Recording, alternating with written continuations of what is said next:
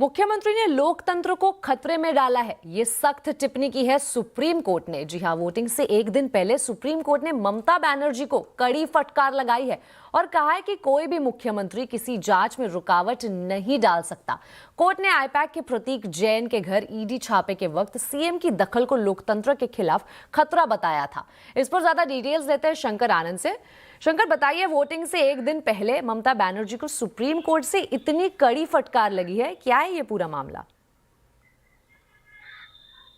देखिए, ये पूरा जो मामला है आईपैक से जुड़ा हुआ है मामला है और आईपैक से जुड़े मामले में आज सुप्रीम कोर्ट में बेहद महत्वपूर्ण सुनवाई चल रही थी। इस पूरे सुनवाई के दौरान में जिस तरह से तमाम दलीलों को ममता बनर्जी की तरफ से रखा गया, लेकिन इस मामले में जो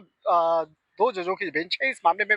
काफी सख्त टिप्पणी की है। और जिस तरह से इस मामले में अगर बात की जाए तो वो ममता बनर्जी को एक कड़ी फटकार लगाई गई है और बतौर मुख्यमंत्री जिस तरह से आईपैक से जुड़े मामले में जब ईडी के द्वारा सर्च ऑपरेशन किया जा रहा था, उस वक्त पे मौके पे पहुंच करके जिस तरह से वहां पे तमाम सबूतों को अपने साथ में प्रभावित करने का प्रयास किया गया, जिस तरह से कुछ महत्वपूर्ण फाइलों को उन्होंने उठाया था, तो इन तमाम चीजों को ध्यान में रखते हुए जिस तरह से ईडी के द्वारा तमाम दलीलों को कोर्ट के सामने रखा गया, उसके बाद आज कोर्ट ने इस मामले पे कई महत्वपूर्ण टिप्पणियां की है। जिसमें कि महत्वपूर्ण टिप्पणियों की अगर बात करें तो कोर्ट ने कहा है कि मुख्यमंत्री ने पूरे सिस्टम को खतरे में डाल दिया। और इसके साथ साथ ये भी टिप्पणी की गई कि हमने कभी सोचा नहीं था कि देश में एक दिन आएगा